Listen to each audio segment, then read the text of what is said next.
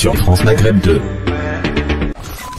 Le Grand Forum avec Christophe Roux sur France Maghreb 2.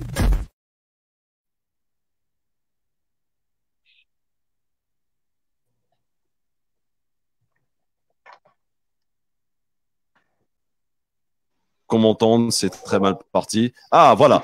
Bonsoir tout le monde. J'espère que vous allez bien en ce 8e jour de confinement. Si mes comptes sont bons, en tout cas. Soyez bien les bienvenus en direct ce soir, jusqu'à 20h, avec encore une fois un programme très chargé. Pour m'accompagner ce soir, vous la connaissez, la plus écolo de toutes les écolos, Sabrina Sebaï. Bonsoir. Bonsoir à tout le monde, à tous les auditeurs et auditrices de Radio France Maghreb et du Grand Forum. Merci Sabrina, sois la bienvenue en tout cas. Avec nous ce soir, Soraya Rachedi. Comment ça va ma Soraya? Ça va très bien, et vous? Ça va l'équipe? Oui, très bien. Impeccable. Monsieur Absnelash est aussi de la partie. Comment ça va? Bonsoir Christophe, bonsoir aux connectés. Bah écoute, ça va. Bonsoir Monsieur Bouriaki. Philippe. Ah, le technicien. Oui. Pardon. Ah, il est là. Ah, on l'avait perdu. C'est Désiré. Comment ça va mon Philippe? Bah écoute, ça va. Mais je crois que c'est le 9e jour. Hein. Je crois qu'on est le jour 9 là. C'est le 9e. Ouais, il me semble. Hein. Bon, d'accord. Bon, Monsieur Gamalabina, comment ça va? Ça va les amis, j'espère que tout va bien de l'autre côté. Eh bien oui, tout va bien. Alors, mes amis, d'habitude, on a à cette heure-ci une petite rubrique des différentes déclarations politiques. On a juste un petit souci technique ce soir, mais rien de bien méchant. Mais la question traditionnelle qu'on pose, je vais te la poser, Sabrina d'ailleurs. Comment se passe ce 9e jour de confinement? Comment s'est-il passé? Ah ben écoutez, c'est très très long. Ça commence déjà à être long, donc je me dis comment on va faire pour tenir les 6 semaines. J'avoue que en plus, pour ceux qui étaient en campagne, comme nous, on est plusieurs à l'avoir fait, on est passé de 24 heures sur 24 de fil tendu en campagne, et là, d'un coup, stop, on s'arrête. Et c'est vrai que le passage a été extrêmement violent, donc bon, on s'habitue, on trouve des occupations, on reprend un peu l'activité, surtout intellectuelle, parce qu'on peut pas faire grand-chose quand on est à la maison, mais le temps commence à être très long. Oui. Mais alors, on Monsieur Gamalabina. on respecte. Oui, bah, bien entendu, on respecte, on reste chez soi. Gamalabina, tu travailles toujours, toi? Toujours, je suis le mauvais élève de la classe, je suis obligé de sortir malheureusement. J'ai encore quelques activités professionnelles minimum, et malheureusement, mais bon, je suis obligé d'y aller, donc je me retrouve quelques fois dehors. Ouais. Alors, comment se passe le 9e jour de confinement, ma chère Soraya, du côté de Tremblay? Bah écoute, pareil qu'hier, hein, on est dans une nouvelle routine qui s'installe et on essaye de faire avec, comme vous tous. Bon, parfait. Abdeslam Itache, est-ce que les enfants se lèvent à 11h midi? C'est un petit peu ça, et même plus tard. Mais C'est à 16h. Ouais. de honte, je dirais midi. Mais ouais, carrément. non, journée. Ouais, non, mais ils sont complètement décalés. Donc, du coup, j'ai des vampires à la maison. Ils se réveillent la nuit, ils restent éveillés toute la nuit, ils dévalisent le frigo et le lendemain, ça se lève pas. Non, mais ils sont complètement décalés. Et c'est. Écoute, ils essayent. Enfin, ils sont un petit peu en vacances pour l'instant. Bah Donc, oui, c'est les dimanches les plus longs de notre vie qu'on est en train de vivre en ce moment. On verra pour eux à quel moment du ça côté tournera au d'Orly. calvaire. Du côté d'Orly, comment ça se passe ce 9e jour de confinement? Il se passe pas bien. Comme a dit Sabrina, on est passé de 24 heures sur 24 en pleine activité, en train de courir, en train d'aller voir les gens, en train de convaincre les derniers et les dernières, plus nos différentes activités, plus la radio, et on est passé du tout au rien en l'espace de quelques heures. Et ça, on essaye. Voilà, c'est super compliqué quand tu es hyper actif de te retrouver avec un minimum d'activité. Alors effectivement, on fait travailler nos ménages, on fait le nettoyage de nos téléphones, on classe les photos, etc. On s'occupe des enfants. Voilà, comme je le dis, je suis un privilégié. J'ai un 3 mètres carrés de cours là, comme si j'étais au mitard. Mais bon, je vais très tôt le matin chercher le pain. je suis super content de sortir les poubelles. Tu peux pas imaginer à quel point. Ah, mais grave. Et ouais, savoir qu'il nous reste 4 semaines et demie au minimum. Je dis bien au minimum parce qu'on a certaines infos qu'on diffusera au fur et à mesure, bien évidemment. Voilà, il y a pire que nous. Voilà, il y a pire que nous. Bon, alors mes amis, quelques infos ce soir. Tout d'abord, dans quelques minutes, on recevra un député européen, Europe Écologie Les Verts, Mounir Satouri. On va voir un petit peu comment ça se passe à l'échelle européenne pour voir s'il y a des mesures concrètes de prise au niveau européen. On verra cela avec lui dans un instant. On sera aussi avec Yacine H, agent hospitalier. Et là, c'est très intéressant. Vous allez pouvoir lui poser toutes les questions sur la réalité de ce qui se passe réellement dans les hôpitaux. C'est une véritable catastrophe. C'est pas le moment de se casser une cheville. Et vraiment, les hôpitaux au bord de l'explosion. La gestion est une catastrophe. C'est pour ça que je voulais ouvrir avec vous dans un premier temps. Mais vous rappelez aussi que demain, on a un rendez-vous exceptionnel. On recevra Idriss Aberkan qui sera avec nous demain soir. Et vous pourrez lui poser toutes vos questions après sa vidéo explosive sur Didier Raoult. Justement, Didier Raoult, on en parle, les amis. J'aimerais avoir votre avis sur ce qui se passe aujourd'hui. Didier Raoult, effectivement, a proposé son étude et son médicament à base de chloroquine pour soigner les Covid-19. Sauf que visiblement, ça a l'air de déranger quelques scientifiques. Il a claqué la porte du conseil scientifique hier au travers d'une vidéo. Que pensez-vous, Gamal Amina, du personnage Didier Raoult? Je rappelle juste que l'usine qui fabriquait de la chloroquine, donc ce médicament qui coûte pas cher, était au bord de la faillite. Bon, bah avec toute cette affaire, je pense que là, les affaires sont bel et bien relancées. Ouais. Qu'est-ce que j'en pense? Alors, Gamal. Ouais. Moi, je suis très clair. Hein. Depuis le premier jour de l'apparition de ce monsieur, qui est arrivé un peu comme un prophète, je comprends la panique, je comprends que tout le monde ait envie que ça aille mieux, je comprends très bien que tous les espoirs sont placés sur une personne parce qu'on est désespéré. Aujourd'hui, c'est très inquiétant ce qui se passe. Encore une fois, ça n'est pas un médicament, ça n'est pas non plus un vaccin, c'est un protocole qui est destiné à aider, voire réduire les effets de cette maladie. Il a été très peu testé, il n'y a eu que 20 personnes qui ont été testées en essais cliniques. Les publications sont discutées, évidemment.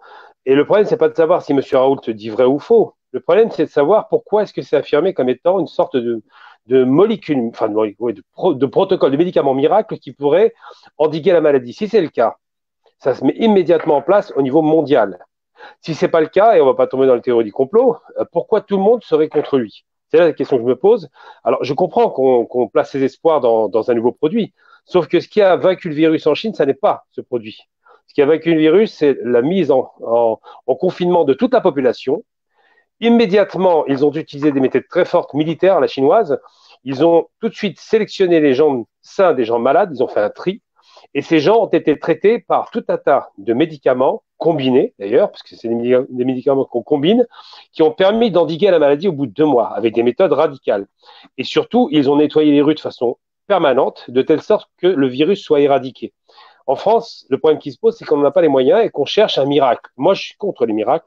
Je ne crois pas aux miracles. Je ne crois pas qu'une maladie si peu connue, puisqu'elle n'a que 3 mois d'existence, du jour au lendemain, un professeur aussi émérite, aussi intelligent qu'il soit, puisse avoir trouvé la solution miracle. J'y crois pas. Donc, j'ai envie d'y croire comme tout le monde, mais je ne crois pas que ce soit si simple que ça. Et j'aimerais bien savoir. Il y a le psychisme. Comment? Aussi qui entre en jeu. C'est-à-dire, on vous dit que ce médicament peut vous faire du bien. Et rien que cela, déjà, ça peut aider quelque part à une éventuelle guérison. Non, faut pas rêver. L'effet placebo ne fonctionne pas sur un virus. C'est que le problème, c'est que oui, l'effet placebo. Un virus, c'est quelque chose de très agressif. Ça n'est pas un microbe, ça n'est pas une bactérie.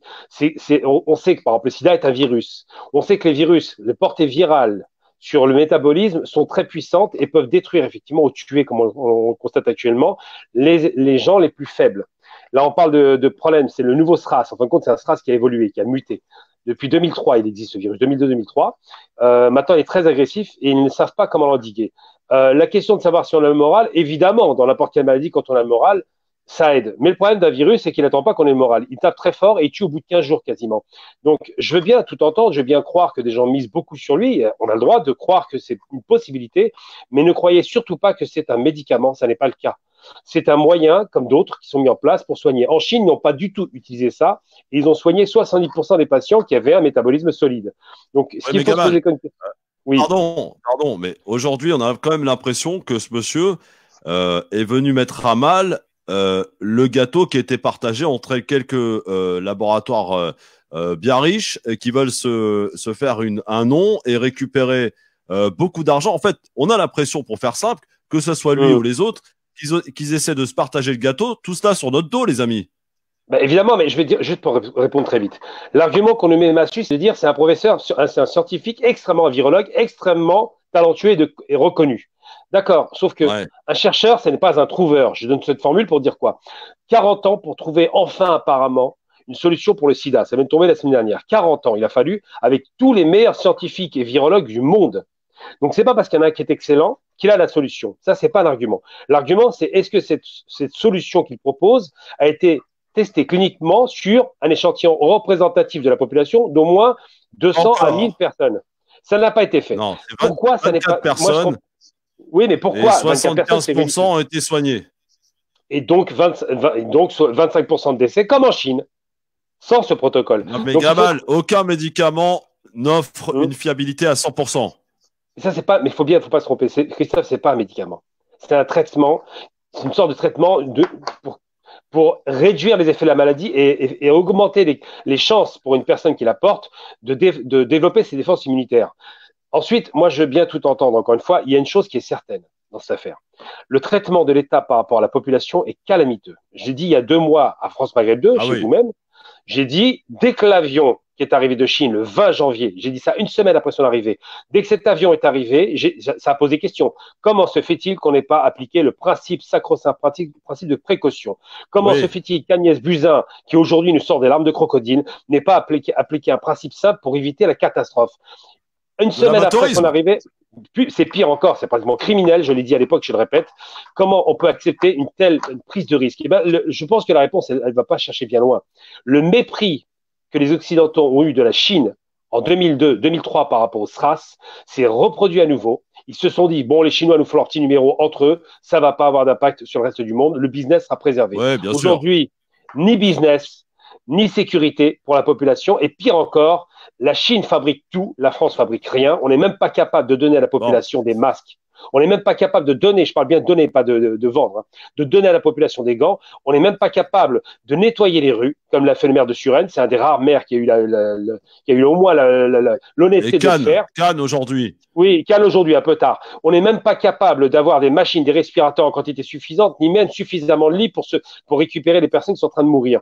Les éléments statistiques sont tous faux. Par exemple, on nous a annoncé qu'il y a 20 000 personnes infectées. C'est un mensonge, et je le dis par rapport à une base statistique simple.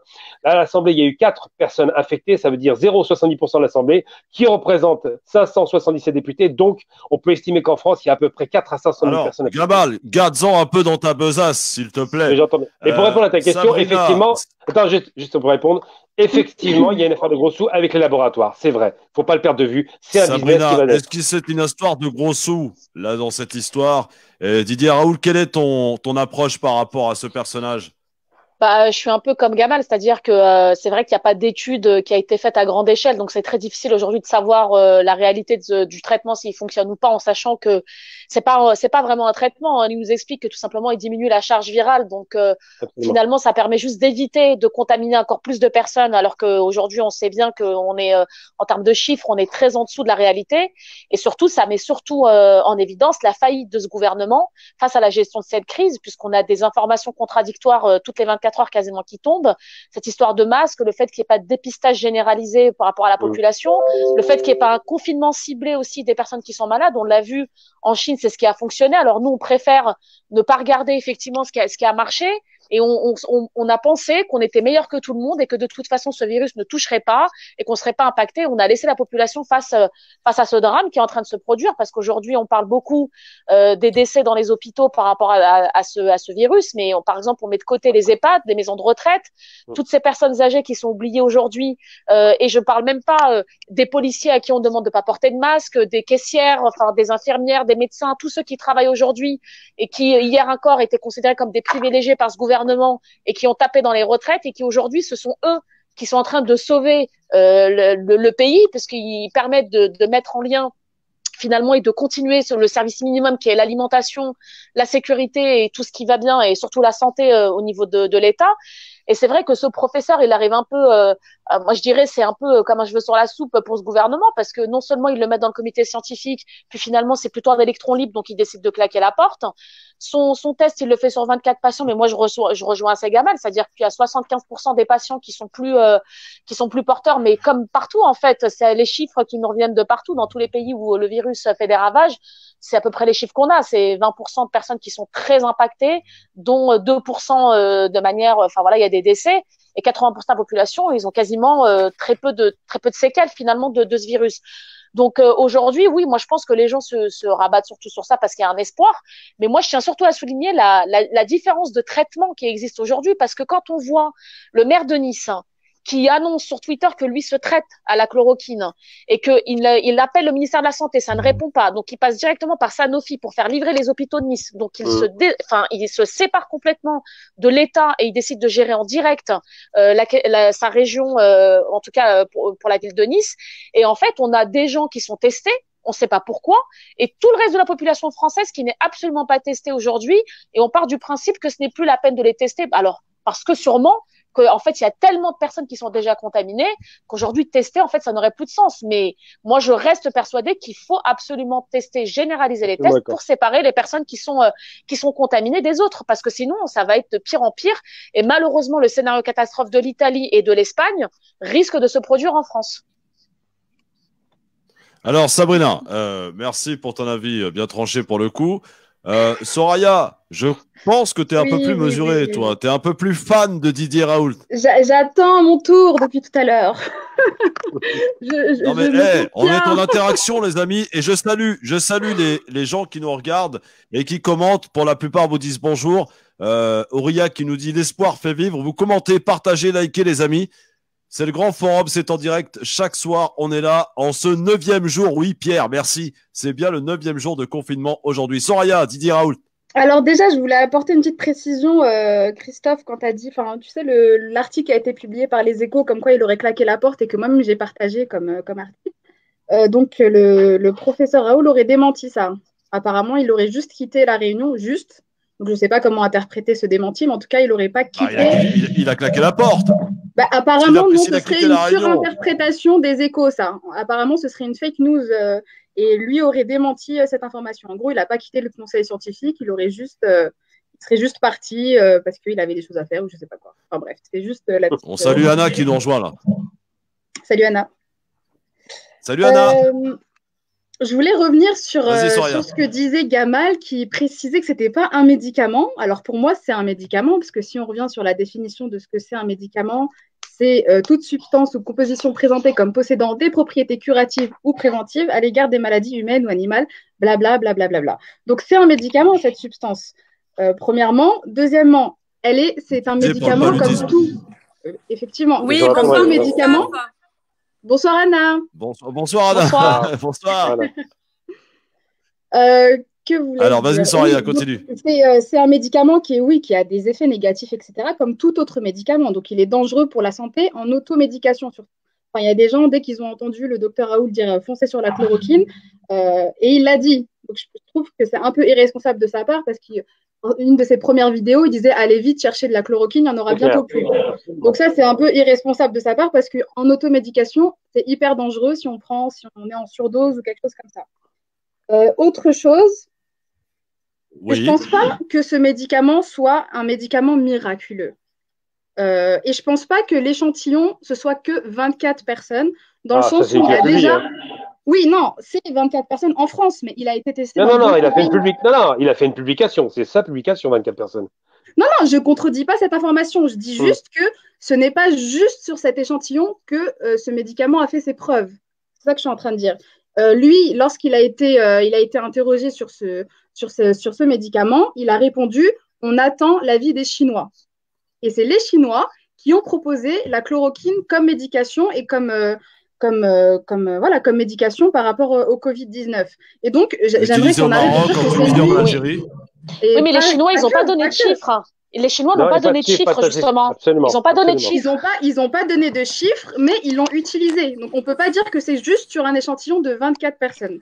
Ce n'est pas une étude d'utilisation, il faut être très clair. Il faut vraiment être précis dans les termes. Quand on dit que c'est un médicament, et ça n'est pas un médicament, c'est homologué par l'OMS et par les instances nationales. Donc, ce n'est pas un médicament. C'est un protocole qui est testé, donc c'est un test, sur une maladie, sur un virus en l'occurrence. Donc, on ne sait pas si ça va marcher, on ne sait pas quels sont ses effets. On se rend compte que le taux de réussite par rapport à ses propres essais cliniques, c'est 75%. Donc, je suis désolé, un médicament a un peu plus de réussite que ça, même s'il n'y a pas de solution miracle. Ensuite, il a quand même fait un truc grave. Il a sélectionné un échantillon non représentatif pour dire mon système, enfin mon protocole fonctionne. C'est là où il s'est fait arrêter par la communauté scientifique. Je veux bien qu'il soit excellent, il n'y a pas de problème, mais tout le monde a des ambitions aussi, il n'y a pas de problème. Mais il y a quand même un minimum de sérieux à avoir. On peut pas dire essayez, faites-le à tout prix quand on ne sait pas. Et les effets secondaires, je le rappelle, c'est des crises cardiaques. Hein. C'est pas un petit effet. Et j'ai une question à te poser, Gamal. Quand tu disais que tout le monde est contre lui, c'est qui ce tout le monde? Faites l'émission entre vous, hein, si vous voulez, il n'y a pas de problème. Hein. Nous avons Mounir Satouri avec nous. Oui, on va le rejoindre dans un instant. Vas-y, Soraya, pour ta question. Non, je disais juste que Gamal disait que tout le monde est contre lui. J'aimerais savoir c'est qui ce tout le monde, en fait. Parce que pour moi, dans ma tête, c'est pas tout le monde, c'est certaines personnes.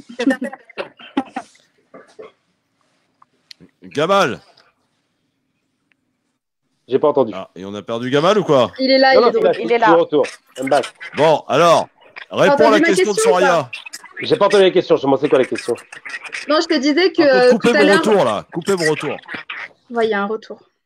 Ok, donc tu disais. Ouais, voilà. Vas-y, Soraya. Je disais juste que tout à l'heure, quand tu introduisais ton propos, il y a un écho, c'est horrible. Ouais. J'écoute. Ok, tu disais que tout le monde est contre lui. C'est qui ce tout le monde en fait? Alors, quand je dis tout le monde, c'est pas tout le monde partagé par le monde scientifique, parce que la méthode utilisée pour faire passer à tout prix son protocole est une méthode qui est discutable. C'est-à-dire qu'il peut être un très bon scientifique, mais pour faire en sorte de dire, voilà, ma méthode fonctionne, mon protocole fonctionne, il a fait une étude qui est discutable. C'est ça la question qui se pose. C'est-à-dire que si l'OMS aujourd'hui l'a rejeté, c'est pas parce qu'il l'aime pas personnellement, c'est parce que effectivement le process qu'il a utilisé n'est pas valable. Après, que des laboratoires aient un intérêt derrière et que les politiques aient un intérêt, c'est pas absolument pas discutable non plus. C'est évident que tout le monde veut être la star qui va sauver le monde. Mais aujourd'hui, il y a un problème. C'est qu'on parle de méthodes qui sont pas bonnes en termes de process, et il s'affiche comme, au début, il disait quand même, mon médicament fonctionne. Il appelait ça presque un médicament. Ça n'est pas le cas. Donc, il faut quand même un petit peu de retenue. Et encore une fois, je rappelle que si les Chinois le préconisent, c'est entre autres médicaments. C'est pas la méthode miracle. Il y en a beaucoup qui ont été utilisées, dont celle-ci qui est évoquée. Maintenant, j'espère que ça fonctionne. J'espère qu'il y aura pas de, comment dirais-je, qu'il n'y aura pas de déception. Mais aujourd'hui, il faut quand même pas rêver. Ça fait 1 mois qu'on entend parler de ce monsieur comme une sorte de nouveau gourou de la science. La maladie, il y a 3 mois, je ne peux pas croire. Je ne peux pas imaginer une seconde qu'on ait trouvé une solution en même pas 1 mois ou 2. C'est pas possible. Scientifiquement, Fahim te dit, il faut donner de la force à Didier Raoult. Voilà, il y a l'espoir qui est là, Gamal. Mais on espère. Voilà. On espère tous qu'on trouvera le traitement le plus rapidement possible pour éviter les décès et pour éviter ce qui est en train de se produire. Maintenant, je pense qu'il faut être un peu sérieux sur le protocole et la manière dont on teste, parce que c'est quand même des êtres humains. Mais j'espère, en tout cas, même si aujourd'hui la manière dont c'est fait, c'est pas forcément réglementaire, mais j'espère que son traitement fonctionne. Comme tout le monde, on espère tous, hein, mais faut pas se percer d'illusions. Il faut pas dire c'est la solution, c'est pas vrai. Il faut dire, il faut tenter, on espère. J'aimerais qu'on entende Philippe et Abdeslam rapidement là-dessus, et Anna aussi, si elle veut s'exprimer. Et je salue tous les téléspectateurs qui nous regardent. et en particulier un qui dit bonjour à Soso. Ah, donc ça doit être Soraya, je pense, hein, qui a des fans visiblement. Donc allez-y, commentez, partagez, likez les amis. Abdeslam, sur Didier Raoult, quel est ton regard, ton approche sur le personnage, sur ce qu'il propose, sur ce qu'il dégage? Malheureusement, Abdeslam et moi, on gère la technique. et donc, comme on peut pas être plus de 6, voilà. On est vraiment désolé, mais on va pas pouvoir intervenir. Puisque tu es là, rapidement, donne-nous ton avis sur Didier Raoult. Tu as suivi un peu ce qui se passe autour de lui, de ce personnage. Quel est ton avis? Écoute, mon avis, il est d'avoir surtout la tête sur les épaules et garder notre sang-froid. Excusez-moi, vous m'entendez? Oui, on t'entend, oui. Et de garder le sang-froid. Alors, je comprends tout à fait que on puisse, en moment de guerre et en moment de panique, essayer de trouver tous les produits. Il y a des personnes qui ont guéri sans aucun traitement, comme on l'a dit, entre 50 et 70% de la population française va être atteinte du coronavirus. 90%, ça va se passer globalement bien avec quelques grosses douleurs, une très grosse grippe. Et d'ailleurs, il faut éviter tout ce qui est ibuprofène et plutôt privilégier du Doliprane ou du paracétamol, effectivement, parce que ils se sont rendus compte que ça accentuait, ça renforçait au contraire l'intensité du virus. Je vous dis ce que le corps scientifique et médical dit. Hein. Moi, je suis pas médecin et je me permettrai pas de donner un avis médical. Hein. C'est juste ce que le corps médical nous dit. Donc effectivement, tu as 90% des gens qui vont guérir sans aucun problème et sans aucune séquelle. C'est pas dit pour autant qu'ils ne seront pas atteints à nouveau, parce que le coronavirus, le Covid-19 est de la famille des coronavirus, comme telle la grippe. Et la grippe, vous pouvez l'attraper l'année suivante parce qu'elle aura muté. C'est pas comme la varicelle où quand vous l'avez attrapé une fois, vous ne risquez plus de l'attraper parce que vos anticorps vous ont immunisé pour. C'est pour ça qu'il faut bien prendre en ligne de compte, se dire j'ai été atteint du Covid-19, donc je peux être à nouveau en contact avec d'autres. Non, faites très gaffe, faites très attention. Alors effectivement, quand tu as 75% sur 24 patients qui guérissent, tu te dis que ce produit est peut-être un produit miracle, mais on a aujourd'hui des chiffres scientifiques qui disent que à certaines doses, ce médicament est dangereux, voire même mortel. Donc, j'ai pas le recul. Ouais, pas que le cardiaque, mais ceux qui ont fait un infarctus du myocarde, ceux qui ont des problèmes de diabète. Et donc, il faut être vraiment prudent là-dessus. Et je comprends que dans l'état de panique général dans lequel nous nous trouvons tous, c'est l'espoir.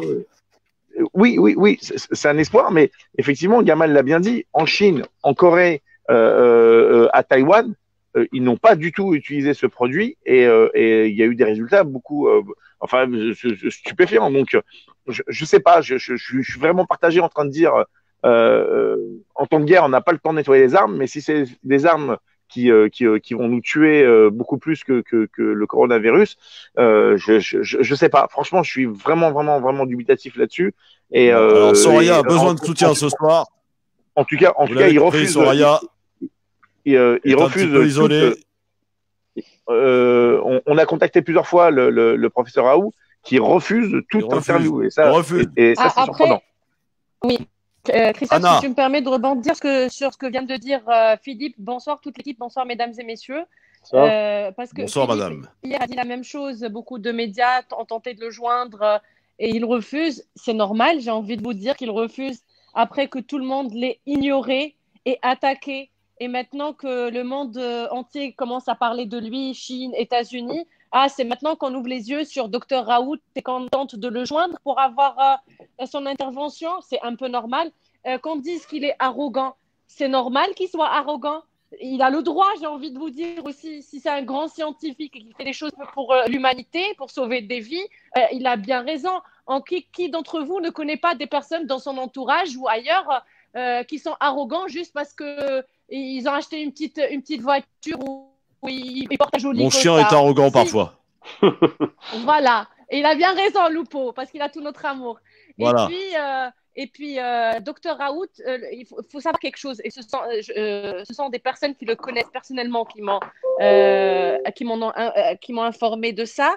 C'est que il n'est pas très aimé dans le corps médical. Beaucoup de médecins ne l'aiment pas justement à cause de son arrogance. Et si vous me permettez aujourd'hui, j'aimerais simplement demander à toutes ces personnes de mettre leur conflit personnel de côté, leur concurrence, leur ego. C'est pas un duel de coq, c'est pas qui est le meilleur pour avoir le meilleur titre Nobel après ou je ne sais quel titre. Maintenant, Christophe, je suis désolé, nous avons notre invité Mounir Satouri qui a une conférence téléphonique juste après. Il va pas pouvoir rester très très longtemps. Alors, Anna, si tu me permets, on va accueillir notre invité, monsieur le député européen Mounir Satouri. Il y a beaucoup trop d'écolos autour de cette table ce soir, je m'inquiète un peu. C'est très bien. Bonsoir, monsieur Satouri. Quelle salade. Monsieur Satouri Mounir, bonsoir. Ah, on l'entend pas. Il nous entend pas. À nouveau? Mounir, oui. Donc, on n'entend pas Mounir Satouri à la technique. Non, si on peut faire quelque chose, il est député européen, je le rappelle. Et on va parler un petit peu avec lui de ce qui se passe à l'échelle européenne. Qu'est-ce qui se passe justement? Est-ce qu'il y a des décisions concrètes? Est-ce qu'il y a des mesures sanitaires de prise au Parlement européen? On en parlera avec lui si cela nous le permet. En tout cas, s'il nous entend, Mounir Satouri. je crois qu'il va falloir qu'il quitte l'émission et qu'il revienne. Oui, qu'ils sont connectés. Oui, il faut se reconnecter, monsieur Satouri. Comme ça, on va pouvoir peut-être vous avoir. Anna, du coup, tu peux terminer. Donc, toi, tu es dans le camp des gens qui défendent Didier Raoult. Absolument, je suis pour et j'ai signé la pétition. D'ailleurs, il n'y a pas une seule pétition qui a été Je me remets sur le site ou pas? Plusieurs. Et c'est bon. Personne le soutiennent. Et puis. Est-ce que je mets le haut-parleur ou pas? Bonsoir, Mounir. Pardon, Anna. Mounir, ça y est, c'est à toi, tu es à l'antenne. Bonsoir, Mounir. Bonsoir à tout le monde. Un salut particulier évidemment à mes collègues et camarades écologistes. Vous m'entendez? Oui, très bien. On vous entend. Allô? Oui, on t'entend, Mounir. Oui, on vous entend, Mounir. On t'entend, Mounir. Ah, vous m'entendez? Oui. Bonsoir tout le monde. Bonsoir. Bonsoir, Mounir. Moi, je vous entends pas, par contre. Ouais. Attends, 2 secondes. Voilà, alors, Mounir, ça y est. Mounir Satouri avec nous, député européen. On fait de la technique, c'est du direct, les amis. On triche pas ici dans le grand forum. Allez, et qui Mounir. dit direct m'a dit parfois quelques problématiques de technique. Mounir Satouri, est-ce qu'il nous entend? Vous m'entendez? Oui, Mounir, on t'entend, vas-y. Par contre, les écolos, ils sont sourds. Hein. Bonsoir Christophe, bonsoir à tous vos invités et à toutes les auditrices et auditeurs. Et évidemment, bonsoir, un salut particulier à Sabrina. Oui, forcément. Il y a beaucoup d'écolos autour de cette table. Alors, Mounir Satouri, un petit mot sur et ce n'est les pas pour me décisions déplaire. concrètes. Oui, évidemment, j'imagine bien. Mounir Satouri, par rapport à l'échelle européenne, puisque vous êtes député européen, quelles sont les décisions concrètes prises par la présidence de la Commission européenne?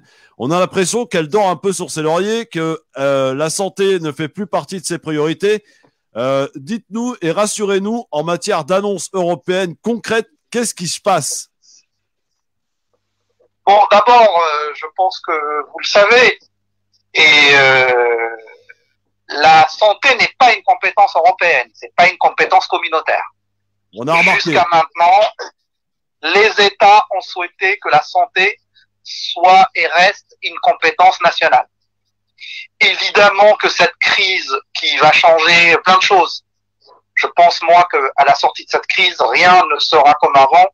Et si ça peut être pour améliorer les choses, c'est tant mieux.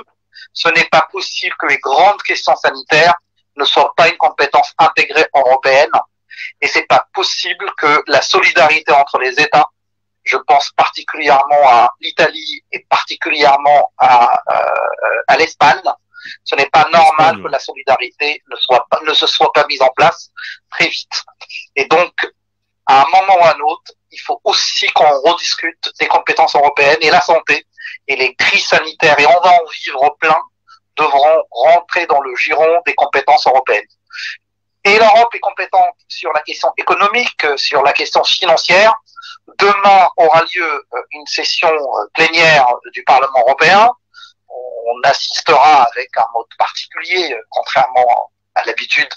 Il y aura 1 à 2 représentants par groupe politique qui ira au Parlement à Bruxelles et les autres députés voteront par correspondance, par Internet. Et demain, un grand plan de soutien à l'économie européenne d'une valeur de 1000 milliards d'euros par la Banque européenne d'investissement sera voté, approuvé pour que l'Europe soit au rendez-vous du soutien économique à tout le tissu économique européen, que ce soit auprès des PME ou des entreprises plus grandes. Donc l'Europe sait agir sur les compétences qui sont les siennes, et malheureusement, sur la question de la santé, sur la préparation à ces catastrophes sanitaires, l'Europe aujourd'hui n'est pas compétente. Et moi, ça me fait toujours Donald Trump doit bien rigoler. Les ennemis de l'Europe lui reprochent de ne pas agir sur des compétences que les nationalistes ne veulent pas qu'on lui accorde. Monsieur Mounir Satouri, quand vous me dites ça, là, aujourd'hui, ce soir, d'abord, on a bien conscience et on a pris longtemps que l'Europe n'est pas compétente dans grand-chose, mais Donald Trump, voyant cette histoire de santé arriver et de la manière dont l'Europe s'y prend, il doit bien rigoler de chez lui. Hein. Je vous entends très. Philippe, si tu peux essayer de lui traduire. Excuse-moi, je ne t'ai pas entendu. Mounir, je disais, allô, je ne sais pas si tu m'entends. Apparemment, ça va être compliqué parce que Mounir ne nous entend pas. Donc, pour allô? Alors. Oui, Mounir. La question, Christophe. J'ai pas. Oui. Alors, je disais, en vous écoutant, que vous nous confiez que l'Europe n'est pas compétente en matière. Bon, Fifi. Oui, attends. Vous avez un problème d'oreille chez les écolos ou quoi? Non, on n'a pas un problème d'oreille, on essaie de faire comme on peut. Vas-y, repose ta question, s'il te plaît. Entre verres. Bon, Mounir, est-ce qu'il m'entend? Voilà, pour que j'évite de me répéter, en fait. Ouais, c'est clair. Non, il m'entend pas. Bon, Philippe, pose-lui la question que je viens de poser, à savoir que la compétence de l'Europe, effectivement, on a bien compris qu'en matière de santé et bien d'autres sujets, l'Europe était loin d'être compétente. Mais quand on regarde la gestion des pays européens concernant le Covid-19, il y en a un qui doit bien rigoler, c'est Donald Trump. Alors, j'ai entendu Donald Trump et rigoler, j'ai pas entendu le début, Christophe. Alors, ça comme par hasard. Mounir, c'est réglé. Bon, alors, est-ce qu'il peut répondre à ma question, Mounir, s'il m'entend? Parce que là, c'est compliqué dans ces conditions. Mounir, oui. La question est très simple. C'est que Donald Trump, il doit bien rigoler par rapport au désordre et au chaos qui règne aujourd'hui à l'Europe et de ne pas voir cette Union européenne agir d'une seule et parler d'une seule voix. Merci Philippe. Je suis assez d'accord. C'est lamentable que on puisse pas dans des moments aussi difficiles que cette crise sanitaire qu'on traverse, que l'Europe n'ait pas la possibilité, n'ait pas les procédures qui nous permettent de parler d'une seule voix. Même si on a vu ces derniers jours un début de solidarité entre pays européens. Je pense par exemple aux malades de l'Est de la France accueillis en Allemagne, à des échanges. Il y a des envois de masques en Italie, mais tout ça n'est pas à la hauteur. La vraie question qui se pose aujourd'hui, c'est que est-ce qu'on peut se permettre de rester au milieu du gué, ou est-ce qu'on doit aller vers une plus grande intégration européenne pour justement pouvoir additionner nos moyens et nos forces pour faire face à ce type de catastrophe? Moi qui suis un Européen convaincu, je pense évidemment que la solution n'est pas au retour des égoïsmes nationaux, mais à plus d'intégration européenne. Et il est clair que si la santé était une compétence européenne, la question de la préparation, de la coordination et de la cohésion entre États membres de l'Union européenne serait différente.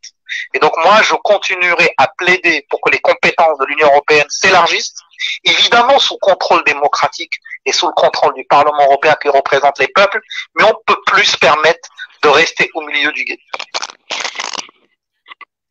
Et juste par Très rapport bien, à Donald Trump, peut-être qu'il peut rigoler de voir la cacophonie qu'il y a entre les États européens. Ce qui se passe aux États-Unis, il ressemble aussi. Donald Trump, hier, aujourd'hui, disait le confinement peut pas durer, il faut que les Américains puissent en sortir. Je pense qu'il a surtout en tête des préoccupations sur le développement économique à la veille de sa propre élection, alors qu'il y a plusieurs gouverneurs de plusieurs États, notamment les grands États comme New York, qui eux veulent que le confinement continue parce qu'ils voient arriver la catastrophe, la catastrophe sanitaire. Donc vous voyez que oui, Donald Trump a quelques raisons de se réjouir du manque de la cohésion des Européens. Ce qui se passe aux États-Unis, qui est un pays fédéral qui rassemble 50 États, n'est pas beaucoup mieux. Très bien. Moi, j'aurais une question pour Mounir, si c'est possible. Oui, vas-y Sabrina, si tu nous entends, parce que c'est pas évident là, la technique ce soir. Mounir, de toute façon, nous fera le plaisir de revenir. On est là pendant minimum jusqu'au 28 avril. Donc, ouais. Bah, moi, vas-y pour ta question, Sabrina. Ouais, la question c'était justement aujourd'hui, il y a pas mal de scepticisme par rapport à cette Union européenne et en même temps, l'Italie nous dit que c'est parce qu'il y a eu des mesures d'austérité à l'échelle européenne et la France aussi qu'ils ont dû réduire la voilure sur le volet sanitaire. Donc, à un moment, est-ce que la question c'est pas tellement en fait cette Europe, mais plutôt la gouvernance de cette Europe et les élus qu'on a envoyés sur cette Europe qui mènent des politiques d'austérité sur les pays qui la constituent et qui aujourd'hui font qu'effectivement il n'y a pas eu de préparation et qu'on se retrouve dans une Europe fragilisée avec des pays qui sont qui subissent ce qu'on voit aujourd'hui. Est-ce que Mounir a entendu? Non. J'en ai pas bien l'impression. Non, ça a coupé. Ça a coupé. On est vraiment désolé. Ça a coupé. Bon, c'est pas grave. Écoute, Philippe, on l'aura dans de meilleures conditions parce que voilà, c'est pas évident là comme ça. En tout cas, merci à lui d'avoir accepté de nous accorder quelques minutes. Hein. Les députés européens sont quand même très occupés. Nous, on est confinés à la maison. Eux, ils sont sur le terrain, ils bossent. Donc, on aura l'occasion de leur avoir dans de meilleures conditions, bien entendu. Tiens, Gamal, j'ai un commentaire sur Facebook parce que les auditeurs téléspectateurs commentent sur France Maghreb 2 et sur Christophe Le Grand Forum où nous sommes en direct. Et il y a un auditeur qui nous dit alors, il est où? Il est là. Bonjour Christophe, j'ai mon cousin, son ami était malade grave du Covid-19. Il a été remis sur pied après avoir suivi le protocole de Didier Raoult. Il est sorti de l'hôpital. Donc, ça marche. Bon, ça, c'est l'argument le plus éculé qu'on puisse trouver. Je vais être très clair. J'ai 3 amis, des amis proches, qui sont atteints de la maladie. Donc, nous sommes tous inquiets pour nos parents, pour nos amis, pour les enfants. On est inquiets pour tout le monde. Mais je ne crois pas du tout que parce que, une personne a été soignée peut-être par ce protocole ou peut-être simplement parce que son métabolisme lui permettait de passer la maladie, que ça marche. C'est pas comme ça qu'on vérifie si un médicament marche. On le vérifie sur une échelle large avec tout un tas de personnes de tous les genres, de tous les types, de tous les âges. C'est ça, un échantillon représentatif pour avoir une idée de ce que vaut un protocole. En l'occurrence, aujourd'hui, moi j'ai envie de dire, s'il est capable de soigner les vieux et que ça marche à 100%, mais qu'on y aille. Mais aujourd'hui, on n'en a aucune idée. C'est pour ça que je dis, il faut quand même garder, savoir raison garder, comme dirait l'autre. Il faut arrêter de délirer. C'est pas parce que il a l'air sympatoche et que son protocole a soigné 2-3 personnes que ça soignera tout le monde. C'est pas vrai. En Chine, ils n'ont pas utilisé, ça a marché. Donc je suis là. Gamal, même lui ne dit pas. Si toi, t'es avec ce truc en toi. Vas-y, Anna. Attends, bouge pas, Anna. Non, Soraya. Elle discute avec Amadou là sur Facebook, je la vois. Hein. Soraya. Reconcentre-toi. Non, mais j'honore nos abonnés, écoute, Christophe. Quand même. C'est très bien, je te remercie. Comment dire qu'as-tu à répondre à Gamal? Moi, je dis pas que c'est cool, pas cool. En fait, je suis pas médecin. Mais moi, ce que je dis, c'est que je comprends. Voilà, moi, personnellement, je suis sur un lit d'hôpital. Je suis pas encore en réanimation. Donc, je sais que j'ai une chance d'endiguer ce virus et d'augmenter mes défenses immunitaires avec ce médicament. Mais je le prends, en fait. Toi, tu ferais quoi? Tu ne prendrais pas? Mais comme tout le monde le prend, c'est pas la question. D'autant plus que ça diminue la contagion. Donc, c'est très non, ça, c'est un mensonge. C'est pas que ça diminue la contagion. C'est que ça laisse ton corps se défendre davantage. Allez-y, frétez-vous un peu, ça va perdre l'audience, on est bien là. Ça augmente la chance, non, mais je peut-être. Comprends pas, pourtant, Gamal, tu as participé à la pétition pour soutenir Dr Raoult. Oui, au début. Non, c'est pas un dossier.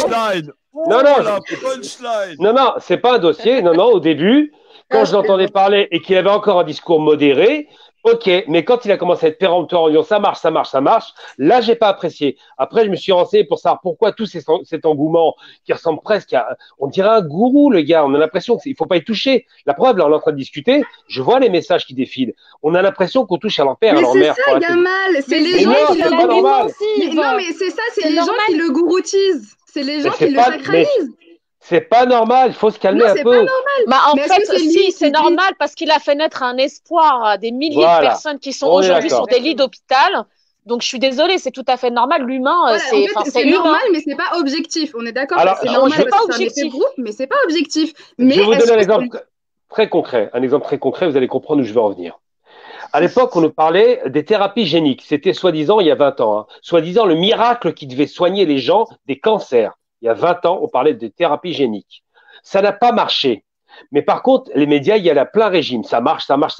À la fin, ça a été un échec. Tout le monde a oublié le mot. Donc, faut se méfier des effets d'annonce médiatique quand on voit sur le plan clinique ce qui se passe. Je dis pas qu'il faut pas utiliser son protocole. Je dis qu'il faut, quand on y va, ne pas se dire ça va marcher parce qu'on n'en est pas sûr. C'est tout. Mais là, Gamal, là, c'est quelque chose de différent. Non, mais parce qu'on n'est pas sur un nouveau traitement. Parlez pas en même temps. S'il vous plaît, Thomas nous dit, et il a raison, je crois. On parlera des méthodes plus tard. On attend des résultats pour sauver des vies, là, aujourd'hui. Eh ben, on veut sauver des vies. Trois choses à faire. Première chose, dépister les gens sains, des malades, et soigner les malades. On doit séparer la population. Ça, c'est pas Didier Raoult, ça. C'est la politique gouvernementale, ça. Oui, c'est ce que je dis. Non, mais Didier Raoult, il le fait, par contre. Mais il le fait à titre individuel. Il le fait à Marseille. Exact. Oui, il le fait à Marseille. On ne peut pas le faire à une autre échelle. Donc, vous avez vu l'hôpital? Pourquoi on laisse les gens chez eux et on les envoie aux hôpitaux que lorsque leur état devient critique? Il a dit on peut pas les sauver si vous les envoyez là, je suis d'accord.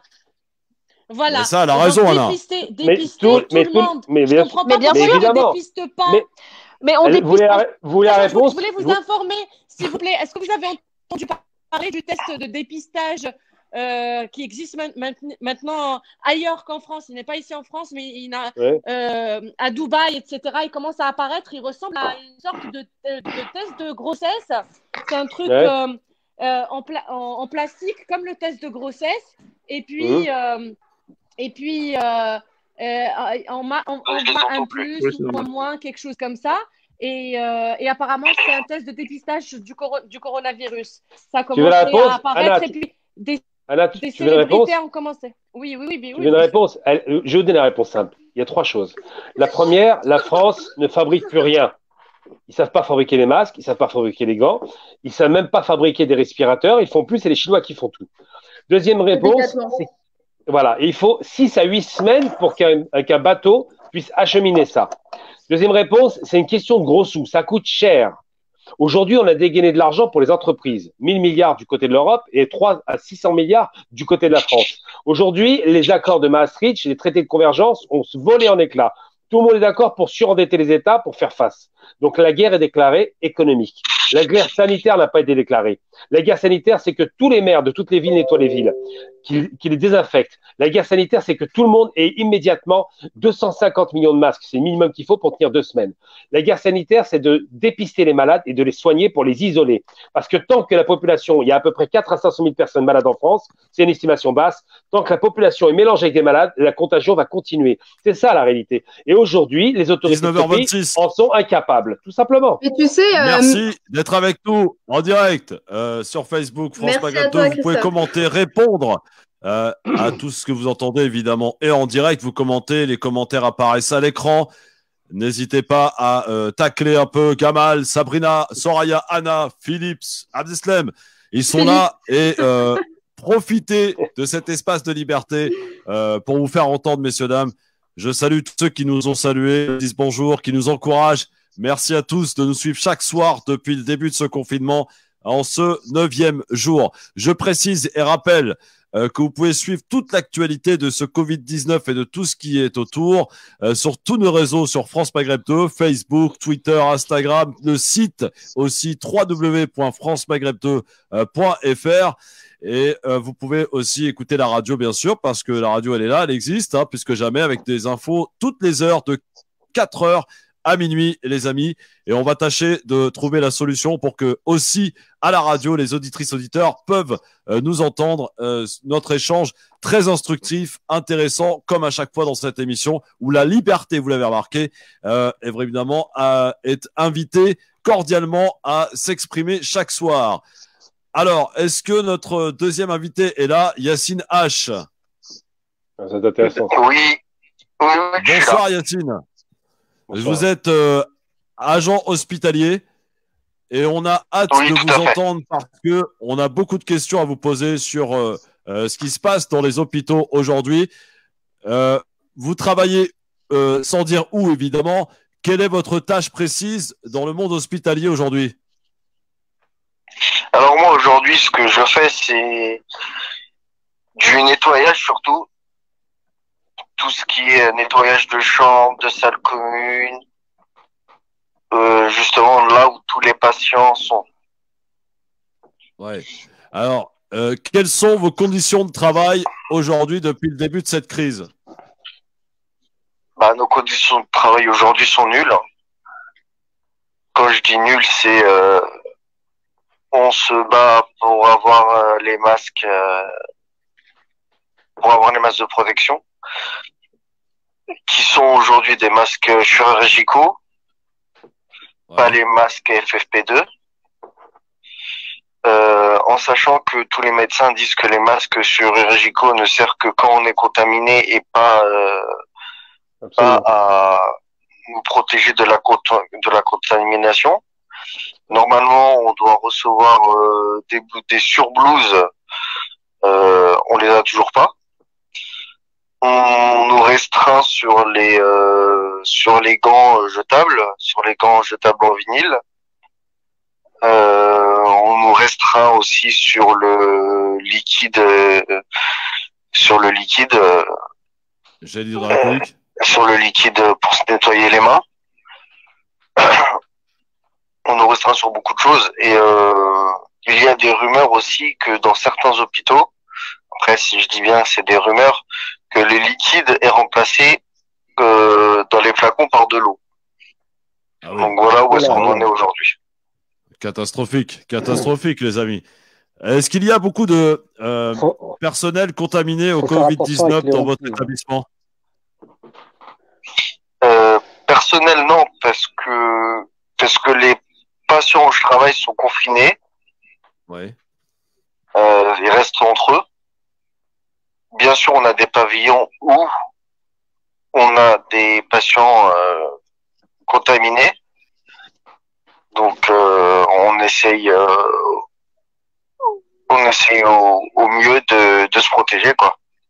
Qu'avez-vous à répondre, Yacine, à ces politiques qui, encore il y a 3 jours, nous disent, à l'image de Laurent Nunez, il n'y a pas de problème de masque. Aujourd'hui, il y a tout ce qu'il faut. C'est faux, c'est complètement faux. C'est complètement faux. Les masques, c'est les cadres qui nous les donnent. Au début, on était à 2 masques par jour. Oui, rappelons que les masques ont une durée de vie de 4 heures. Étant donné qu'il est valable 4 heures, c'est ça. C'est normal, mais maintenant, on n'est plus qu'un masque par jour. Voilà, vous nous confirmez l'information que j'avais hier soir, à savoir que dans la plupart des hôpitaux en France, messieurs, écoutez bien, hein, ça se passe en France, on se croirait vraiment dans un pays du tiers-monde aujourd'hui.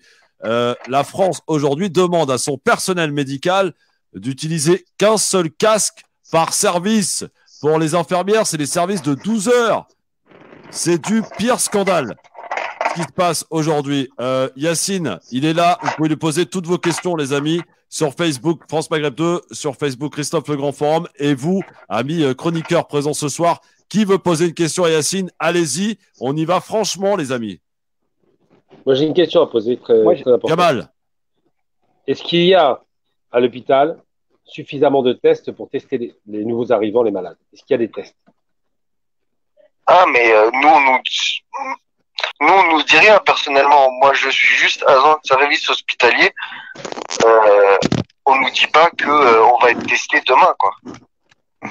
Mais est-ce qu'il y a du stock Normalement, moi, je trouverais ça normal que nous, agents hospitaliers, infirmiers et soignants, on soit testés en premier, quoi. Mais il en est hors de question parce que nous, les tests, on les a pas. Donc voilà. Et j'ai entendu et aussi que les tests pour nous étaient payants. Ça veut dire que on devait les payer de nos poches pour être testé en fait. Si on a des symptômes. C'est un truc de ouf. Grave. Soraya. Oui. Question à Yacine. Bah déjà, je tiens à l'encourager dans son poste, en fait, dans ce qu'il fait, et lui envoyer toute ma force. Merci pour ton témoignage, Yacine. Et franchement, je trouve ça révoltant, en fait. Donc, que ce soit du point de vue, pour les masques, que ce soit... vous devez payer, c'est ça? Enfin, je comprends pas. En fait, le test, si on a des symptômes du Covid-19, les tests sont à notre charge. Certes, après, on pourra se faire rembourser, etc. Mais le test qu'on doit faire, aller chez le médecin qui nous envoie vers les urgentistes, etc., on doit le payer à notre charge, en fait. Ouais. Sabrina, question à Yacine, agent hospitalier avec nous ce soir, qui répond à nos questions pour donner la réalité, parce que on nous ment. Soyons clairs, les amis. On nous ment sur ce qui se passe réellement dans ce pays, sur le nombre des personnes contaminées, la gestion des plus amatrices que l'on a à constater. Et l'après-crise va être terrible pour l'exécutif. Des comptes vont être rendus. On va demander des comptes. Et je pense, et j'ai peur, que les Gilets jaunes à côté, ça soit une petite rigolade. Oui, bonsoir Yacine. Pareil, moi franchement, merci beaucoup pour tout ce que vous faites. Et moi je le redis, hein, les vrais héros, c'est ceux qui sont encore dehors à travailler en ces temps extrêmement compliqués et en plus sans protection, sans rien du tout, et encore plus au milieu hospitalier. Et c'est vrai qu'on se rend bien compte que l'État est pas du tout à la hauteur de l'enjeu, pas de protection. Enfin, moi, j'entends là les masques, un masque pour 8 heures alors qu'on sait que ça dure que 4 heures et en plus, c'est même pas le bon matériel.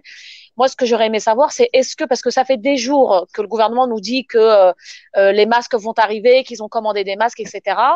Est-ce que vous, votre hiérarchie, vous a déjà annoncé que, par exemple, vous alliez avoir du matériel qui allait arriver, ou est-ce qu'on vous rassure sur vos conditions de travail, est-ce qu'elles vont s'améliorer, ou est-ce qu'on part sur vraiment un scénario de catastrophe où on se dit que, en fait, les choses vont pas s'améliorer et que, au contraire, ça va s'aggraver? Alors, le matériel arrive au compte-gouttes. C'est-à-dire que moi, en tant qu'agent hospitalier, je dois faire la désinfection de toutes les chambres, de toutes les pièces communes, de tous les réfectoires, de toutes les salles où les patients peuvent passer. Avant, on avait des produits spéciaux pour faire ça. Maintenant, on est retourné à faire ça à l'eau de Javel, en fait. Et pour avoir un bidon d'eau de Javel, faut attendre au moins, sans mentir, faut attendre 4 jours pour 1 litre d'eau de Javel. Des fois, il est amené à ce qu'on ramène notre eau de Javel de la maison pour le faire. Moi, ça m'arrive d'en ramener parce que demain, je dois faire des chambres, je dois travailler sur des poignées, les poignées que les patients utilisent. Donc tout ça, c'est moi qui la ramène de chez moi. Tout ce qui est produit de nettoyage arrive au compte-gouttes. Pareil pour le gel hydroalcoolique arrive au compte-gouttes. Les masques, c'est les cadres qui nous les donnent. On n'a pas accès. Les gants, pareil, les gants, on n'a pas accès. Ça veut dire que si un jour il nous reste 8 paires de gants dans une boîte et que le cadre n'est pas là, on n'a plus de gants pour travailler. Après, c'est chaque direction qui fait comme bon lui semble, quoi. Ouais, franchement, c'est On a scandaleux. la main sur rien, en fait. On peut rien faire sans l'aval des grandes instances. Non, mais C'est scandaleux. Ah, pardon. C'est vraiment, C'est fou. franchement, c'est quand je pense que la France donnait des leçons à tout le monde sur la gestion, les gestions de crise et ce qui allait arriver. Ce que j'entends, franchement, moi, je sais pas pour vous, mais moi, c'est pas du tout de l'ordre de me rassurer sur la suite de ce qui va se passer justement dans nos hôpitaux. Non, mais pareil, Sabrina. Et En en fait, sachant qu'ils continuent à envoyer le personnel médical, les docteurs, les infirmières qui sont contaminés, ils continuent à les envoyer travailler. Ils leur demandent uniquement de mettre le masque, qui, comme vous le dites depuis tout à l'heure, c'est un masque chirurgical qui est efficace que durant 4 heures. Ils le gardent toute la journée, même, c'est-à-dire en sachant qu'ils prennent des temps de pause pour déjeuner, etc. Donc, ils l'enlèvent, ils le remettent. Et ils sont contaminés et ils leur demandent de continuer à aller travailler, de source officielle, que ce soit le personnel médical ou oui. les Ouais, aides-soignantes. On te confirme. Oui. Ouais, Absolument. Non, mais ça reflète une situation où on voit un pays qui est économiquement, voilà, on a des sous, on a des partenariats, on est prêt à aller faire la guerre et à aller régler les problèmes des autres pays. Mais voilà, il nous suffit d'une bonne crise sanitaire et d'une bonne pandémie pour voir qu'on est totalement inefficace. Hein. Et un gros Moi, big je suis up aux scandalisé, Cubains et à Cuba, qui a su faire de bons choix. Je suis scandalisé par ce que j'entends. Yacine, merci en tout cas d'être avec nous. Oui, Gamal. Déjà, j'ai reçu une dépêche, 7500 morts en Italie. Excusez-moi, j'ai juste quelque chose à rajouter, s'il vous plaît. Allez-y, Yacine. Allô? Oui, on vous écoute, Yacine. Ouais, j'ai juste quelque chose à rajouter, s'il vous plaît. Alors, moi, je prends le bus tous les matins pour aller au boulot. Le bus aller-retour. Par contre, je tiens à dire aux gens, s'il vous plaît, restez chez vous. J'ai jamais vu un bus autant blindé le matin et le soir en rentrant du boulot, avec des enfants en bas âge dans les poussettes, avec des personnes âgées. Restez surtout chez vous, parce que si vous restez pas chez vous, le confinement va continuer à avancer. Ça veut dire que là, on en est à 45 jours. Après, le confinement va encore passer à 60 jours, à 80 jours. Alors, surtout, restez chez vous. C'est pour éviter que la pandémie continue, c'est pour éviter la propagation. Donc, s'il vous plaît, restez surtout chez vous. Ne sortez pas, faites le minimum possible. Allez juste faire vos courses, même le jogging, on peut s'empêcher de courir pendant 15 jours, c'est pas ça qui va nous tuer. Donc s'il vous plaît, restez chez vous. Merci Yacine, franchement, on a entendu le message. Ouais. J'espère que la plupart de nos téléspectateurs l'ont entendu ce soir. Qu'est-ce que vous avez en fait, la question la plus claire que j'ai envie de vous poser ce soir, comment peut-on vous aider? Restez chez vous. C'est ce que je vous disais aujourd'hui, c'est de rester chez soi, de continuer à faire les gestes, surtout lavez-vous les mains souvent, et quand vous avez un peu de fièvre ou un peu de tout, n'allez pas tout de suite aux urgences, parce que les urgences sont débordées, ils ne savent plus où donner de la tête. Les patients sont j'ai des amis infirmières qui me disent que les patients sont assis par terre, allongés par terre, parce qu'ils n'ont plus de lit, ils n'ont plus de place. Donc, si vous avez le moindre symptôme, appelez votre médecin. Ensuite, il va vous dire quoi faire et comment le faire. Ne pas courir aux urgences tout de suite dès qu'on a un symptôme. Je sais que c'est difficile. Je sais que on est dans une panorama. On est en train de réfléchir à tout va. On se pose des tas de questions, mais surtout, ne courez pas tout de suite aux urgences. Ils sont débordés. Mais quand je vous dis débordés, c'est un faible mot. Merci Yacine. Moi j'avais une question. Oui, Abdeslam, je t'en prie. Oui, Yacine, vous vous occupez de l'hygiène, c'est ça, sur un hôpital? Voilà, tout à fait, ouais. D'accord. Donc, vous utilisez tout ce qui est virucide et ça, vous les utilisez. Vous avez une ligne budgétaire qui est allouée pour l'année. Comment se fait-il que. Par contre, j'ai pas très bien compris parce que je suis au téléphone, j'entends mal. Non, allez-y, pose ta question, Abdeslam.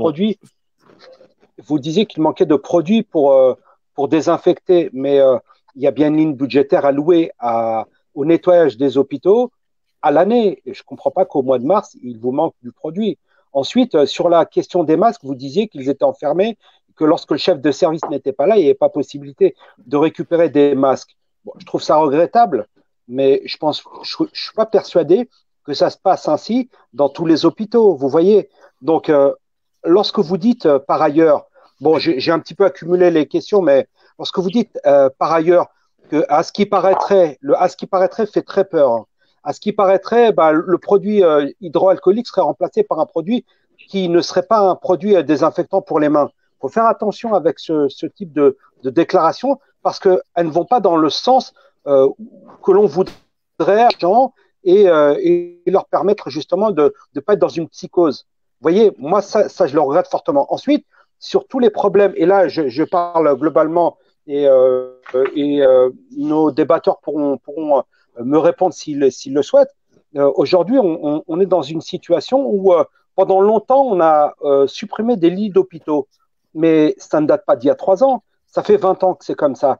Que l'on a fermé des hôpitaux parce qu'il n'y avait pas assez de naissances, d'accord, des maternités, où ils estimaient que 30 minutes de voiture, c'était acceptable pour une femme qui perdait ses os et qui devait se rendre dans des hôpitaux. Vous voyez, toutes ces choses-là. Mais ça date depuis très longtemps. Et ensuite, sur la mondialisation et sur le fait que l'on ne fabrique plus en France. La Chine est devenue l'usine du monde et l'Afrique le grenier de l'Europe. Vous voyez bien, c'est un des effets pervers de la mondialisation. On paye le prix fort. Tout rapporter au gouvernement, je trouve que c'est un petit peu fort de café parce que quel que soit le gouvernement qui aurait été aux commandes, je pense qu'ils auraient failli de la même manière. Ça aurait et ça aurait été de la même manière si ça avait été un autre gouvernement de gauche. Et je pense qu'on se souvient bien du courageux François Hollande qui était courageux dans ses réformes. Donc c'est très facile justement de montrer du doigt les gouvernants. Je dis pas que c'est les meilleurs, mais je dis pas non plus que c'est les pires. Mais c'est une suite logique. Je ne dis pas que sous un autre gouvernement, on n'aurait pas été pareil. Je dis juste que la France aujourd'hui, moi je peux vous dire qu'on aurait été pire. À ce qu'ils ont dit, n'est pas préparé à une pandémie, n'est pas préparé évidemment, à une crise sanitaire. Personne n'a été préparé. Oui, mais non, moi je suis pas d'accord avec toi, Abdeslam. Je suis pas d'accord avec toi. Tu as le droit. Alors, attendez, laissez répondre Yacine. Quand on voit que le confinement a été décrété dans d'autres pays à 10 cas et qu'aujourd'hui ils en sont à plus d'une centaine de morts, nous, le confinement a été décrété très tard par rapport à d'autres pays. Ça c'est la réalité. Et nous, c'est ce qu'on vit tous les jours. Tous les jours, ça, on le vit, quoi. C'est comme ça, c'est la réalité. Le confinement pour la France a été décrété plus tôt que l'Italie au regard du nombre de morts. Ça, c'est déjà une réponse. Donc, vous voyez bien que. Mais c'était déjà trop tard. C'était déjà trop tard. Tu peux pas dire ça, Abdeslam. Mais évidemment, tu peux pas dire ça. Mais c'est pas fait. Mais si. Mais non, c'est pas. Vous l'entendiez pas. C'est une chose. Mais c'est faux. C'est pas un fait. Mais moi, je vais vous prendre l'exemple de l'Italie. L'Italie, Gamal, s'il te plaît, l'Italie a fermé ses frontières à la Chine, d'accord? Et ensuite a laissé la pandémie se développer. Et c'est à partir du 150e mort qu'à ce moment-là, ils ont décrété justement le confinement. Donc, vous voyez bien, et en plus, on voit bien la culture européenne où les gens se retrouvent devant des lacs ou se retrouvaient à faire des footballs. Des matchs de foot, et pourquoi alors que justement il y a pourquoi Abdeslam? Mais parce que le gouvernement a tenté d'assurer la population. On a répété pendant des semaines que c'était juste une grippe. Donc à un moment, faut pas s'étonner que les gens n'aient pas cru au début. Donc je suis désolée. Là où je suis pas d'accord avec toi, Abdeslam, c'est qu'on s'est pas préparé pendant des mois. Sabrina, j'ai entendu des écologistes dire que la pollution tuait plus que le coronavirus. D'accord. Actuellement, c'est vrai. Objectivement, c'est vrai. Il y a 60 000 morts dues à la pollution de l'air aujourd'hui. Donc, objectivement, c'est vrai. D'accord. Et qu'il faut regarder que ça n'est pas rien. Répondre à ça, là. J'aimerais qu'on remercie Yacine d'avoir donné simplement ce qu'il voit, la réalité du quotidien. désolé, elle peut ne pas faire plaisir à tout le monde, mais lui, il est agent hospitalier. Merci Yacine, en tout cas, de nous avoir donné des conditions de travail qui sont lamentables. Ouais. Et bon courage à toi, Yacine. Et qui l'ont toujours été lamentables. Je donne. Merci Yacine, merci beaucoup. Et bon courage, on a besoin de toi. Je vous donne les chiffres officiels d'aujourd'hui et des chiffres qui sont des chiffres seulement des hôpitaux. Ce soir, en ce 9e jour de confinement, 25 233 cas contaminés au Covid-19 en France, dont 2 227 en réanimation pour 1331 décès. Je rappelle et insiste, il s'agit uniquement des cas et des décès dans les hôpitaux. Ces chiffres ne prennent absolument pas en compte dans les EHPAD et à domicile. Voilà, ça c'est le chiffre d'aujourd'hui en ce 25 mars, mercredi. Alors, il y a débat, les amis. Moi, je suis d'accord avec débat. Non, mais répondre à ça. Ces chiffres-là, nous les déplorons tous. Non, mais Abdeslam, non, mais je suis d'accord avec toi quand tu dis que si ça avait été un autre gouvernement, ça aurait peut-être été la même chose. Sauf que ce soir, monsieur Abdeslam, le président s'appelle Emmanuel Macron. Le premier s'appelle Édouard Philippe. Oui. Et que la gestion de cette crise est une calamité. Calamité, Abdeslam. Mais Christophe, j'ai envie de rajouter, pourquoi ça aurait été la même chose? C'est parce qu'en amont, le travail n'est pas fait. C'est une accumulation d'une classe politique et élitiste qui se reproduit. Donc, si aujourd'hui, Macron, il ne peut pas réagir, c'est parce qu'il a accepté un système qui est pourri, en fait. Simplement, il est autant responsable que les autres. J'ai envie de répondre à ça. On a arrêté de produire en France. Je rappelle qu'il y a quelques semaines encore, les CRS, ils gazaient le personnel hospitalier qui était en manifestation. Oui, donc franchement, venir dire aujourd'hui qu'un gouvernement n'aurait pas fait la même chose. D'ailleurs, Philippe, si tu les as.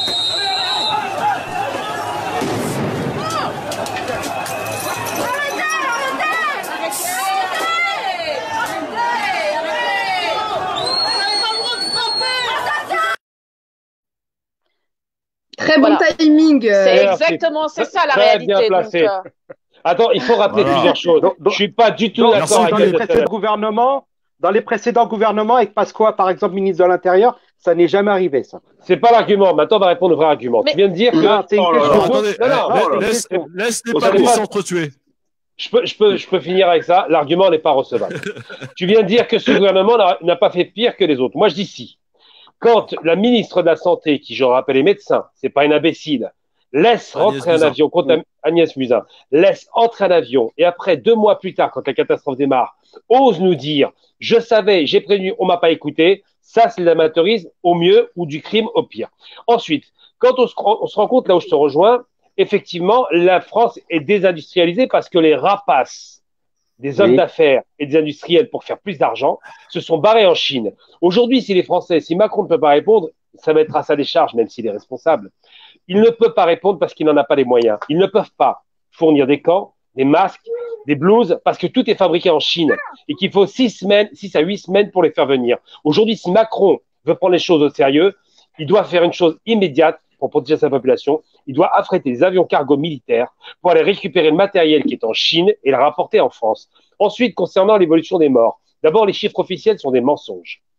Oui. J'ai déjà fait des statistiques. L'Assemblée nationale, 4 députés touchés. Il y a trop de monde autour de nous. J'ai 12 personnes de mes relations directes qui sont touchées. Donc, il est impossible qu'il y ait, ou alors vraiment on n'a pas de peau, c'est Paris qui est super touché, impossible qu'il y ait autant de personnes touchées autour de nous avec 6 feux de contamination nationale. Donc, il faut estimer qu'il y a à peu près 1% de la population qui touche aujourd'hui et le pouvoir ne fait pas le travail. Ils sont même pas en mesure de présenter le dépistage pour savoir qui est malade de qui ne l'est pas. Maintenant, on va parler de choses sérieuses. La Chine était un laboratoire qui nous a montré comment sortir de ce corona en 2 mois. Ils ont utilisé des méthodes directives, expéditives, dictatoriales, mais ça a marché. Il faut questionner la démocratie. Ils sont sortis, il n'y a plus de malades. Je suis désolé, t'es mal informé. Il n'y a plus de malades. Tu es mal informé. Si, il y a plus de 35 il y a de nouveaux foyers qui sont en train de se développer. Ah bah écoute, dans certaines régions, tu verras qu'il y a de nouveaux Gamal. Dans la région de Yuan, ils sont en train d'empliquer le passage.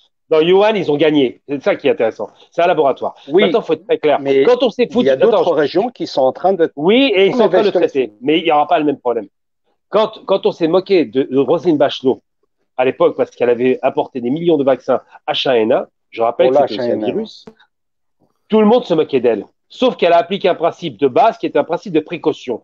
Là, cette nouvelle ministre de la Santé, et là c'est bien le gouvernement Macron, elle s'est fichue du peuple en ne tenant pas compte du fait qu'il fallait au minimum mettre l'avion chinois du 20 janvier en quarantaine. Elle ne l'a pas fait. À l'époque, j'ai dit que c'était criminel. Je maintiens mon propos. Et maintenant, j'ai envie de dire, simplement pour être clair, j'invite tous les Français qui écoutent la radio, tous les citoyens de ce pays, et même qui ne sont pas citoyens. On n'est pas à la radio, là. Oui, enfin, la radio ou l'Internet, c'est pareil. On nous voit, là. Et d'ailleurs, Gamal, tu te fais allumer dans les commentaires. Tant mieux. J'invite tous les Français à écrire, parce que c'est gratuit, à la présidence de la République pour les mettre en demeure de mettre immédiatement, tout de suite, à disposition les masques, les tenues, les combinaisons pour les médecins et pour le peuple, et surtout à mettre immédiatement à disposition les tests pour que toute la population soit testée et qu'on puisse ouvrir des gymnases et des hôtels pour pouvoir traiter les malades. C'est le seul moyen d'endiguer cette maladie, c'est la méthode chinoise. Alors, droit de réponse, merci. Juste une chose, tu parles de Roselyne Bachelot, ont été traitée d'incapable et d'incompétente au regard des sommes dépensées aujourd'hui. Mais c'est bien le drame de la politique, c'est que aujourd'hui vous faites insulter et demain vous êtes un seigneur. De la même manière, je vais te parler moi du ministre de la Santé sous Chirac, lorsqu'il y a eu toutes ces personnes âgées qui décédaient à cause de la canicule. Et on a dit qu'on n'avait pas géré le problème. Aujourd'hui, on est préparé process et des modes opératoires qui existent dans les EHPAD lorsque l'on sait, et on sait bien avant que l'on est dans des températures qui augmentent. Et donc aujourd'hui, on sait justement réagir par rapport à toutes ces choses-là. Moi, je regrette, comme toi, Gamal, ne soit plus fabriqué en France. Je le regrette fortement. C'est l'un des effets pervers de la mondialisation. Bien sûr qu'aujourd'hui, il est plus intéressant économiquement d'aller acheter des masques en Chine parce qu'ils sont produits à 1 centime le masque, alors que si on les fabriquait en France, ils coûteraient 10 centimes. Mais ça, c'est bien un problème de compétitivité. Mais aujourd'hui, il faut changer de logiciel. C'est important. Pour contrer ton argument. Messieurs, s'il vous plaît, il y a Anna qui veut intervenir. Ok, désolé. Je t'écoute. Anna, vas-y. Anna, vas-y, on t'écoute. Anna. On l'a perdu. Ouais. Bon, simplement, pour contrer l'argument des rapaces de l'économie, les Allemands fabriquent tout. Voilà la réalité. Les Allemands n'ont pas fait le choix de mettre leur pays en danger. C'est pas vrai. C'est pour ça d'ailleurs. Ah si, c'est pas vrai. Ils fabriquent tout. Va te renseigner. Les Allemands ne fabriquent pas tout. Non, ils fabriquent tout. Ils ont des constructeurs automobiles. Ils ont des laboratoires qui fabriquent. En tout cas, ils ont des bonnes voitures. Tout le matériel Bosch tu prends toutes les boîtes Bosch et tu verras que tout est fabriqué en Chine. Non, tu parles de quoi? Tu parles d'électroménager? Tu parles de médical. Oui, en fait, juste. Par rapport à ça, moi je suis pas d'accord avec Abdeslam quand il dit que voilà la gestion. Moi je trouve qu'on nous prend pour des idiots et encore plus quand j'entends la porte-parole expliquer tranquillement à la télévision que les Français sont trop stupides pour savoir utiliser un masque. Enfin, franchement, à un moment, faut juste, elle explique oui qu'elle sait pas le mettre, mais bon, je pense que la plupart des Français quand même savent utiliser un masque. La réalité, c'est que cette crise, et pour moi en plus on est plus de l'ordre de la catastrophe que de la crise, c'est que ça remet en cause tout un système de société. Et en fait, pendant des années, tous les gouvernements qui sont succédés, on n'était que sur du profit, en rognant sur les budgets de la santé, sur l'éducation, sur tout le service public. Et aujourd'hui, on se rend compte qu'on a fait une erreur. Donc maintenant, en plus, le gouvernement, il faut voter une loi d'urgence. Enfin, moi, je vous invite vraiment à aller regarder dans le détail cette loi parce qu'on touche quand même aux 35 heures, on touche au droit des congés, on touche à pas mal de choses. C'est-à-dire que même en période de gestion de crise, ce gouvernement qui fait preuve d'un cynisme jusqu'au bout, se permet de toucher quand même aux 35 heures, aux acquis sociaux. Donc, on n'a quand même toujours pas compris la logique de ce système. Et moi, je suis désolée. C'est pas la question de la gestion. Bien évidemment qu'aujourd'hui, avec les moyens qu'on a en notre possession aujourd'hui, la gestion de crise, elle est compliquée. Par contre, ce qui est certain, c'est que depuis le mois de décembre, on le savait. Et au lieu de regarder de loin en se disant que comme à Tchernobyl, ça allait s'arrêter à la frontière, on aurait pu prendre les devants et se préparer pour la gestion de cette crise. On ne l'a pas fait. On ne l'a pas fait. Et ça, c'est un choix politique. Les amis, oui, Philippe. Anna a des infos à nous annoncer. Anna Guézard-Bocaz. Ah, on t'entend pas. Elle nous donne des On infos, entend il pas le faudrait son. qu'on l'entende. Voilà. Il n'y a pas de son. Hein. Tiens, est-ce que vous connaissez la CJR, la Cour de justice la CGT, de la ouais, République? CJR, Ah oui. Oui. La CJR, c'est la seule Cour de justice autorisée à juger des hommes politiques. Oui. Visiblement, Ouais, d'accord, Macron mais- envisage de la supprimer. Bah oui, évidemment. Voilà. Ah bah, il a intérêt du Évidemment. nombre de procès qui risquent de lui tomber sur le dos, comme pour le maintien du premier tour des élections municipales. Ça Ah, aussi, c'est il faudra criminel. parler des Par exemple. assesseurs qui sont Absolument. contaminés aujourd'hui. Eh ben, Ah, c'est Absolument. criminel. Anna, est-ce que tu nous pourra en entends? parler. Toujours pas. Oui, bien sûr, on On a- peut en parler, Abdeslam. On est là on n'a pour pas ça, le on son. débat. Alors, il Non, n'y a non, pas de on son est du sur côté des- de Chana. des Alors, les élections. amis. Oui, mais on n'en parlera pas là maintenant parce qu'on n'a pas le temps. Il est 19h56 et qu'on est déjà Oui. très en retard. On termine cette émission à chaque fois par le coup de gueule ou le coup de cœur. Gamal Abina, est-ce que tu as un coup de cœur ou un coup de gueule à nous faire partager ce soir? J'ai un coup de gueule, oui. Je réclame. Contre le docteur Raoult. Non, pas du tout. Non, c'est pas une cible. Non, mon coup de gueule, c'est contre le gouvernement. Je réclame qu'immédiatement, ils mettent à disposition les dépistages généralisés et qu'ils arrêtent de nous baratiner. Qu'ils mettent ça tout de suite à disposition pour qu'on sache enfin qui est malade et qui n'est pas pour soigner les malades. Il faut arrêter cette posture criminelle, ça coûte très cher à la population et j'en ai marre d'entendre un discours qui me parle d'économie. On a parlé de 1000 milliards de dollars injectés dans les entreprises, de 300 milliards pour Macron.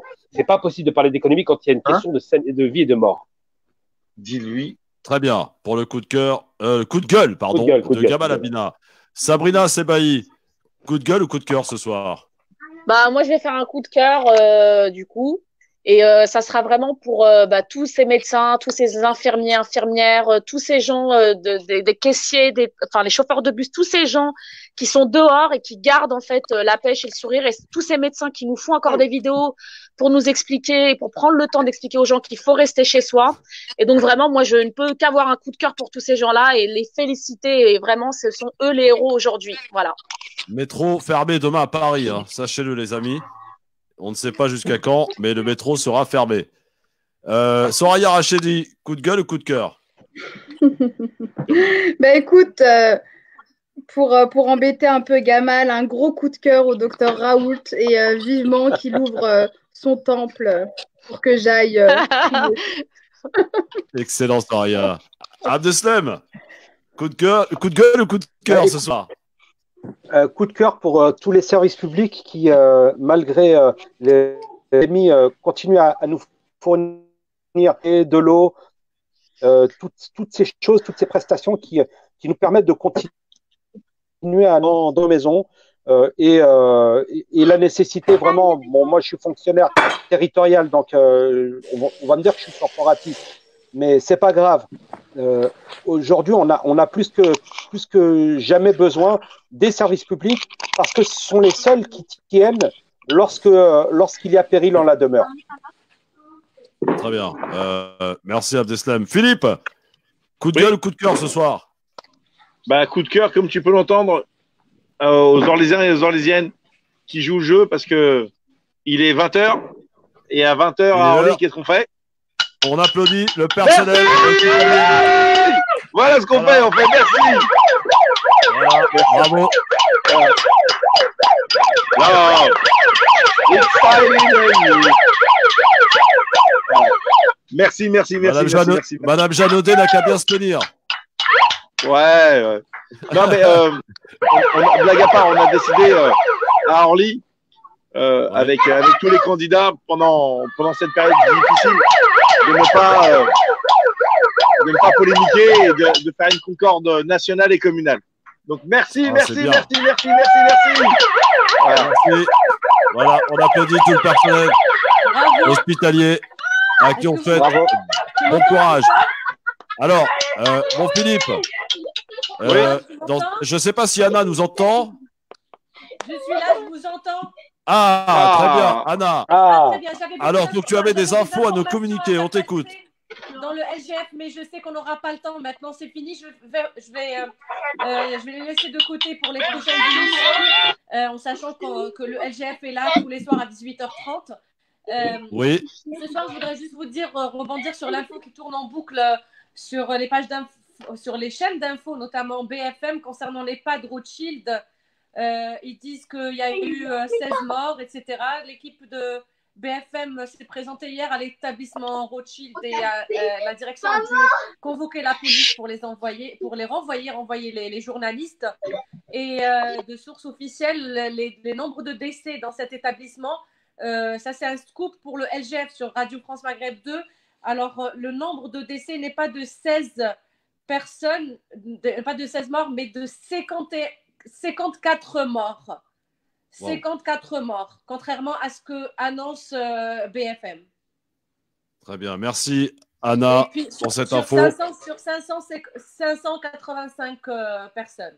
On va la partager sur les réseaux évidemment du LGF et de France Maghreb 2. Je rappelle, pour suivre la crise sur les réseaux sociaux de France Maghreb 2, du Grand Forum, on est là, que ce soit le site de la radio www.francemaghreb2.fr. Un grand merci aux réalisateurs en chef Abdestabitash et Philippe, et Gamal et Sabrina, vous qui êtes là pour la première fois depuis ce dispositif exceptionnel. On termine toujours avec un peu de sourire, avec le pire et le meilleur du web. C'est signé Philippe Bouriaki. À toi, mon Fifi. Excusez-moi, voilà. Ça y est. Oui. Alors, ce soir, on va avoir une vidéo qui vient vraisemblablement d'Algérie et ils ont une méthode de protection contre le coronavirus qui laisse plus que perplexe. جيت بها بالبلاد. وين من البلاد؟ بني ورثيرة جيت بها. في الكار جيت هكذا؟ جيت في الكار ركبت الترامواي نورمال. لا بوليس واحد البوليسي قال لي والله راه نستعرف بيك. والناس واش قالوا لك؟ شوف الناس واش لا رياكسيون تاع الناس كل واحد يضحك واحد شغل قال لي والله ربوني يدي كل واحد وكيفاش كحله فيها لي ميكروب كيف فيها الميكروب ما فهمتش هذاك شغل فيها لي ميكروب قالوا لي هذه خير شغل يلبسوها الطب منها زرقاء يلبسوها الخضراء ماشي الزرقاء خضراء Excellent. On passe juste à côté, on passe au Maroc et Gad Elmaleh a un message pour tout le royaume du Maroc. Salut à tous, salam alaikum, ma'akoum Gad Elmaleh. Petit message pour vous dire qu'il est très important aujourd'hui de rester chez vous. بقاو فطوركم. بزاف د الناس مازال ما متيقينش بأن هذا الفيروس خطر على البلاد، على عائلتكم، علينا كلنا. بقاو فطوركم. الله يستر عليكم، الله يحفظكم، الله يعاونكم et on va s'en sortir, Inch'Allah. Allah. Ça, c'est pour le Maroc et pour Gad Elmaleh. Pour Gad Elmaleh. Alors, la suivante, c'est une jeune demoiselle qui essaie de se maquiller, sauf qu'elle a mal choisi sa destination. Can I go in here at the bar?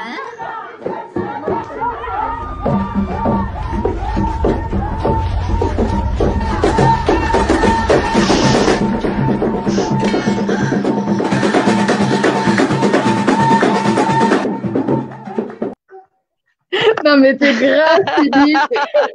Ça se passe au Maroc, non? Ouais, c'est au Maroc. C'est au Maroc, ça. On se calme avec nos frères et nos sœurs marocains et marocaines. Et on termine avec Boudère qui essaye, tant bien que mal, de donner un cours sur le déterminant. Par exemple, quand tu es déterminé, tu veux faire un truc, je suis déterminé. Par exemple, Mbappé, quand il veut marquer un but, il est déterminé.